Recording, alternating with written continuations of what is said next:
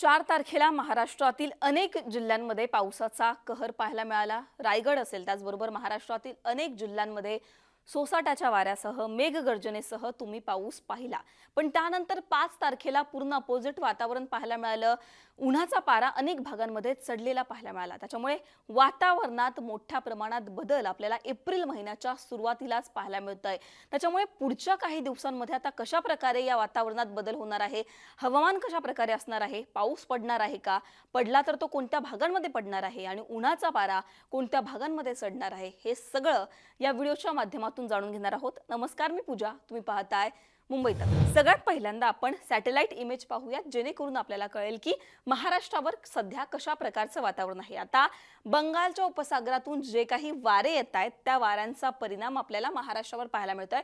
पण इकडून जर तुम्ही बघितलं तर आता सध्या महाराष्ट्राभोवती जे उष्ण वारे असतील किंवा उष्ण आणि दमट वाऱ्यांचं जे प्रमाण आहे ते वाढलेलं आहे आणि त्याचाच परिणाम म्हणून पावसासाठी जे अनुकूल वातावरण होतं ते थोड्याफार प्रमाणात कमी झालेलं आहे आणि पुन्हा एकदा तापमानात वाढ झालेली आहे असं आपण बोलू शकतो। कारण पुढच्या 2 ते 3 दिवसांसाठी काही भागांमध्ये हीट वेव्ह सक्रिय झालेली आपल्याला पाहायला मिळणार आहे आणि पावसाचं वातावरण थोडं ओसरलेलं आपल्याला पाहायला मिळणार आहे।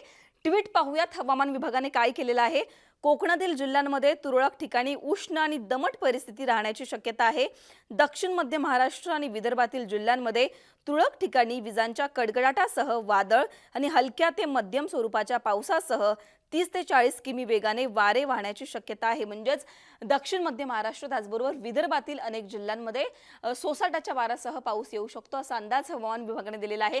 मॅप वाईज कशा प्रकारे अलर्ट दिलेले आहेत ते आपण पाहणार आहोत, जेणेकरून तुम्हाला कळेल की तुमच्या जिल्ह्यामध्ये कशा प्रकारचं वातावरण असणार आहे, तिथे काय परिस्थिती असणार आहे। मॅप आपण पाहूयात, मॅप वाईज कशा प्रकारे अलर्ट दिलेले आहेत। इकडे जर तुम्ही बघितलं तर 6 तारखेचा अंदाज होता आणि आपल्याला 6 तारखेला पूर्णपणे अपोजिट वातावरण इथे पाहायला मिळते। म्हणजे 4 तारखेला ज्या भागांमध्ये ऑरेंज अलर्ट होता, 4 तारखेला ज्या भागांमध्ये मुसळधार पाऊस पडला, सोसाट्याच्या वाऱ्यासह पाऊस पडला, त्या सगळ्या भागांमध्ये आता ग्रीन अलर्ट आहे। कोकणामध्ये ज्या 4 तारखेला पावसाने थैमान आपल्याला पाहायला मिळालेलं होतं पावसाचं, म्हणजेच सिंधुदुर्ग, रत्नागिरी, रायगड जिल्ह्यामधील अनेक भागांमध्ये सोसाट्याच्या वाऱ्यासह वादळी वाऱ्यासह पाऊस पडला होता आणि आता इथे हीटवेव्हचा इशारा दिलेला आहे। म्हणजेच तुम्ही तापमानातला हा बदल बघा, उन्हाचा पारा या भागांमध्ये चढणार आहे। म्हणजेच 35 डिग्री सेल्सिअसच्या वर तापमान जाऊ शकतं, काही भागांमध्ये तर 40 डिग्री सेल्सिअसच्या सुद्धा वर तापमान जाऊ शकतं। म्हणजेच त्या ठिकाणी हीटवेव्ह आहे असं आपण बोलतो आणि या सगळ्या भागांमध्ये पालघर, ठाणे, रायगड, रत्नागिरी आणि सिंधुदुर्गमध्ये हीटवेव्हचा इशारा दिलेला आहे। या सगळ्या भागांमध्ये उन्हाचा पारा चढणार आहे असा अंदाज दिलेला आहे। 6 तारखेचा अंदाज आहे।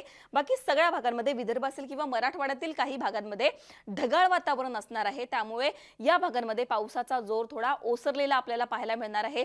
पण उन्हाचा पारा चढणार आहे। दिवसेंदिवस जर तुम्ही बघितलं तर उद्यापासून अनेक भागांमध्ये तापमानात वाढ आपल्याला पाहायला मिळणार आहे। आता याचा अर्थ पाऊस गेला आहे का, तर असा होत नाही। पाऊस महाराष्ट्रात पुन्हा एकदा कधी सक्रिय होऊ शकतो हे मी तुम्हाला व्हिडिओच्या शेवटी सांगणार आहे। पण आता पुढचा म्हणजे 7 आणि 8 तारखेचा काय अंदाज आहे हे आपण पाहूयात। पुन्हा एकदा कोकणातील अनेक भागांमध्ये हीटवेव्ह आहे, तोच इशारा आपल्याला पाहायला मिळतोय। त्याचबरोबर बाकी सगळ्या ठिकाणी ग्रीन अलर्ट आहे। म्हणजेच काय, तर या भागांमध्ये काही भागात ढगाळ वातावरण असेल तर काही भागांमध्ये आपल्याला 35 डिग्री सेल्सिअसच्या वर तापमान पाहायला मिळणार आहे। आता तुम्हाला प्रश्न असेल की तुमच्या जिल्ह्यांमध्ये स्पेसिफिक कशा प्रकारचं वातावरण असेल, खास करून विदर्भ किंवा मराठवाडा। आता सध्या तरी पुढचे 2 दिवस विदर्भ किंवा मराठवाड्याला कुठल्याही प्रकारच्या पावसाचा धोका नाहीये आणि त्याचबरोबर उन्हाचा जर आपण विचार केला तर 35 डिग्री सेल्सिअसच्या वर तापमान विदर्भ त्याचबरोबर मराठवाड्यात आपल्याला पाहायला मिळणार आहे। 8 तारखेचा आता अंदाज बघा। 8 तारखेला कोकणामध्ये हीटवेव्ह आपल्याला सगळीकडे पाहायला मिळतेय। 35 डिग्री सेल्सिअसच्या वर तापमान कोकणातील सगळ्या भागांमध्ये असणार आहे। विदर्भ आणि मराठवाड्यामध्ये जर तुम्ही बघितलं तर विदर्भामधील 2 जिल्ह्यांमध्ये म्हणजे चंद्रपूर आणि गडचिरोलीला आपल्याला पावसाचा अंदाज दिलेला आहे। येलो अलर्ट त्या ठिकाणी पाहायला मिळतोय। आता अजून आपण 9 तारखेचा अंदाज एकदा बघूयात की 9 तारखेला काय अंदाज आहे। आता 9 तारखेचा अंदाज बघा। कोकणातील पुन्हा एकदा सगळ्या जिल्ह्यांना हीटवेव्ह आपल्याला दिलेली पाहायला मिळते। अकोल्यामध्ये सुद्धा हीटवेव्ह आहे, पण त्याचबरोबर विदर्भातील यवतमाळ, चंद्रपूर आणि गडचिरोलीला आपल्याला पावसाचा अंदाज दिलेला पाहायला मिळतोय। आता पुढच्या 2 ते 3 दिवसांचा हा अंदाज होता आणि थोडक्यात आपण काय बघितलं तर पुढच्या 2 ते 3 दिवसांमध्ये पाऊस ओसरणार आहे, उन्हाचा पारा चढणार आहे.